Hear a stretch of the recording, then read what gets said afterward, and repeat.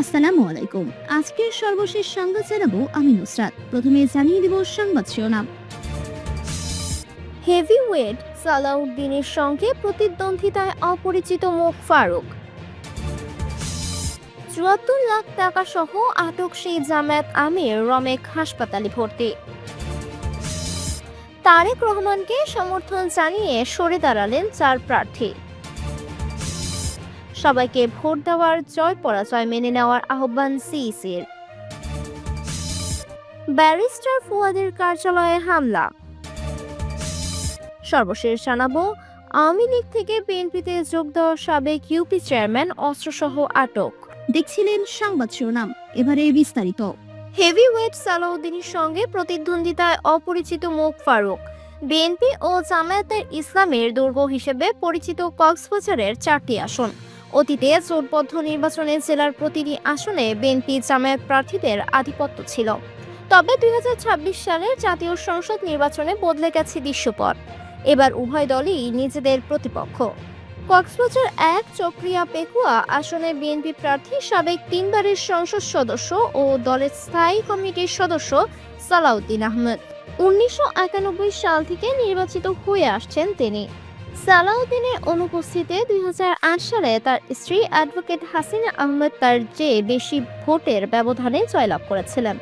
এছাড়া কক্সবাজার 4টি আসনে আওয়ামী লীগ, বিএনপি, জামায়াত মিলে স্বাধীনতার পর একমাত্র মন্ত্রিত্ব পাওয়া নেতা সালাউদ্দিন আহমেদ। বলা হয়ে থাকে তিনি ওই আসনের সাধারণ মানুষের পরীক্ষিত নেতা।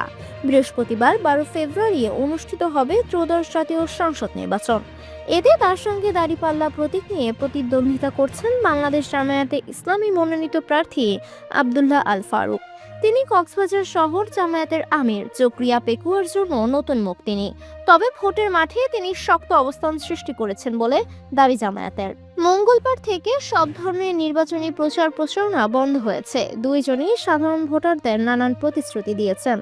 সাধারণ ভোটাররা বলেছেন, দিন শেষে সাধারণ ভোটাররা সালাউদ্দিন আহমেদের প্রতি অনেকটা আস্থাশীল, কারণ তিনি নির্বাচিত হলে তার দেওয়া সব প্রতিশ্রুতি সহজেই বাস্তবায়ন করেন। ৭৪ লাখ টাকা সহ আটক সেই জামায়াত আমির রমেক হাসপাতালে ভর্তি। সৈয়দপুর বিমানবন্দরে ৭৪ লাখ টাকা সহ আটক ঠাকুরগাঁও জেলা জামায়াতের আমির বেলাল উদ্দিন প্রধান অসুস্থ হয়ে পড়েছেন। তাকে রংপুর মেডিকেল কলেজ রমেক হাসপাতালে ভর্তি করা হয়েছে। বুধবার 11 ফেব্রুয়ারি বিকেলে রংপুর মেডিকেল কলেজ হাসপাতালে হৃদরোগ বিভাগে ভর্তি করা হয় তাকে। রংপুর মহানগর জামায়াতের secretary K M Anwarul Haque কাজল বিষয়টি গণমাধ্যমে নিশ্চিত করেছেন।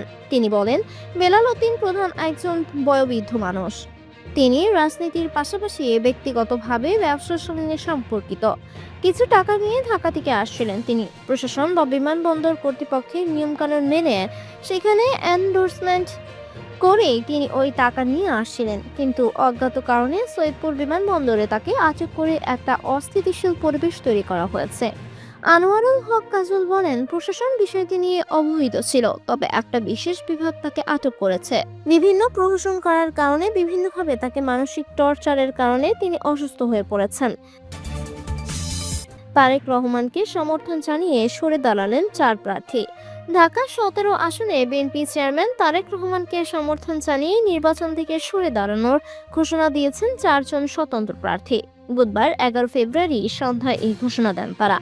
নির্বাচন থেকে সরে দাঁড়ানোর ঘোষণা দেওয়া এই 4 স্বতন্ত্র প্রার্থীরা হলেন সাবেক সংসদ সদস্য ও বাংলাদেশ ন্যাশনালিস্ট ফ্রন্টের BNF president S M Abul Kalam Azad, ডাব প্রতীকের প্রার্থী শামীম আহমেদ, আনারস প্রতীকের প্রার্থী মোহাম্মদ রাশিদুল হক এবং আপেল প্রতীকের প্রার্থী মঞ্জুর হুমায়ুন। এদিন বিএনপি চেয়ারম্যানের উপদেষ্টা ও ঢাকা 17 আসনে তারেক রহমানের নির্বাচনী পরিচালনা কমিটির প্রধান সমন্বয়ক বীর মুক্তিযোদ্ধা আব্দুস সালাম গণমাধ্যমকারীদের জানান, বিএনপি চেয়ারম্যানের সঙ্গে আলোচনায় তাকে সমর্থন জানিয়ে 4 জন স্বতন্ত্র প্রার্থী নির্বাচন থেকে সরে দাঁড়ানোর ঘোষণা দিয়েছেন। এ বিষয়ে তারা নিজেরাই ঘোষণা দেবেন। এ সময় উপস্থিত 2 স্বতন্ত্র প্রার্থী এস এম আবুল কালাম আজাদ ও শামীম আহমেদ নিজ নিজ অবস্থান থেকে তারেক রহমানকে সমর্থন জানিয়ে ঢাকা 17 আসনের নির্বাচন থেকে সরে দাঁড়ানোর ঘোষণা দেন। এছাড়া বাকি 2 জন স্বতন্ত্র প্রার্থী মুঠোফোনে তারেক রহমানকে সমর্থন জানিয়ে নির্বাচন থেকে সরে দাঁড়ানোর ঘোষণা দিয়েছেন বলে গণমাধ্যমকারীদের জানান বিএনপি চেয়ারম্যানের উপদেষ্টা বীর মুক্তিযোদ্ধা আবুদুস সালাম। সবাইকে ভোট দেওয়ার, জয় পরাজয় মেনে নেওয়ার আহ্বান সিইসির। আসন্ন ত্রয়োদশ জাতীয় সংসদ নির্বাচনে ভোট কেন্দ্রে গিয়ে ভোট দিতে এবং গণতান্ত্রিক প্রক্রিয়ায় ভোটের ফল যাই হোক তা মেনে নিতে সবার প্রতি আহ্বান জানিয়েছেন প্রধান নির্বাচন কমিশনার বা সিইসি এএমএম নাসির উদ্দিন। বুধবার 11 ফেব্রুয়ারি সন্ধ্যায় জাতির উদ্দেশ্যে দেওয়া ভাষণে তিনি এই আহ্বান জানান। সবাইকে শুভেচ্ছা জানিয়ে তিনি বলেন, আগামীকাল ইতিহাসের অন্যতম গুরুত্বপূর্ণ এই নির্বাচনের ভোট গ্রহণ অনুষ্ঠিত হবে। এই ঐতিহাসিক মুহূর্তে আমি গভীর শ্রদ্ধার সাথে স্মরণ করেছি মহান মুক্তিযুদ্ধের শহীদদের, আরও স্মরণ করছি জুলাই গণঅভ্যুত্থানের শহীদদের, যাদের রক্তের বিনিময়ে আমরা আজ গণতান্ত্রিক উত্তরণের দ্বার প্রান্তে পৌঁছেছি। আমি তাদের রুহের মাগফিরাত কামনা করছি। আমি একই সঙ্গে আহত জুলাই যোদ্ধাদের আশু আরোগ্য ও স্বাভাবিক জীবনের জন্য দোয়া করছি। সিসি বলেন, এই নির্বাচনে ভোটদান কেবল নাগরিক অধিকারই নয়, বরং দায়িত্ব। আমি আশা করি আপনারা সকলে সচেতনভাবে এই দায়িত্ব পালন করবেন। রাজনৈতিক দল, প্রার্থী ও ভোটারদের প্রতি আহ্বান, শান্তি ও সৌহার্দ্যপূর্ণ পরিবেশ রক্ষার্থে সকলেই দায়িত্বশীল ও যত্নবান হবেন। ভিন্নমত গণতান্ত্রিক প্রক্রিয়া একটি স্বাভাবিক নিয়ম।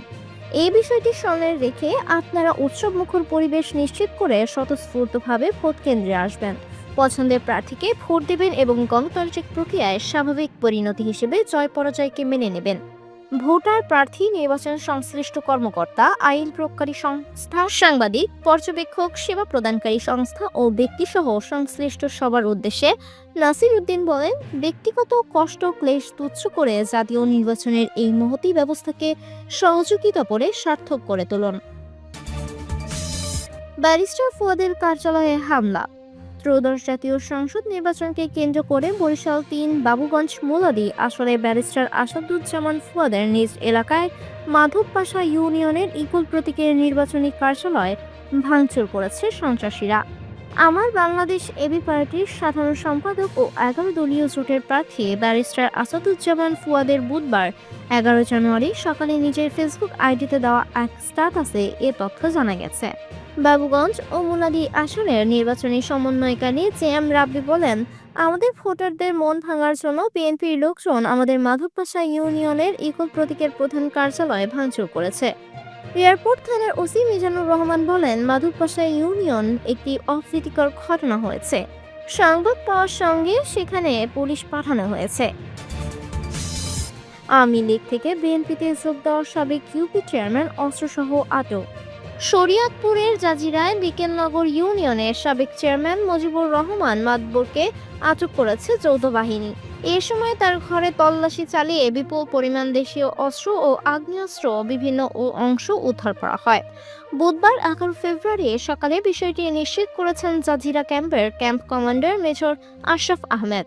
মঙ্গলবার রাতে উপজেলার বিকেলনগর ইউনিয়নের সদর আলী মাদবরকান্দি এলাকায় এই অভিযান চালানো হয়। স্থানীয়রা জানান, বিকেলনগর ইউনিয়নের সাবেক চেয়ারম্যান মুজিবুর রহমান মাদবর দীর্ঘদিন ধরে আওয়ামী লীগের রাজনীতির সঙ্গে জড়িত ছিলেন। 2012 সালে দলীয় প্রতীক নৌকায় বিরুদ্ধে গিয়ে নির্বাচনে অংশ নেওয়ায় তাকে দল থেকে বহিষ্কার করা হয়। এরপর 2024 সালের 5 আগস্ট আওয়ামী লীগ সরকারের পতন হলে তিনি বিএনপিতে যোগদান করেন।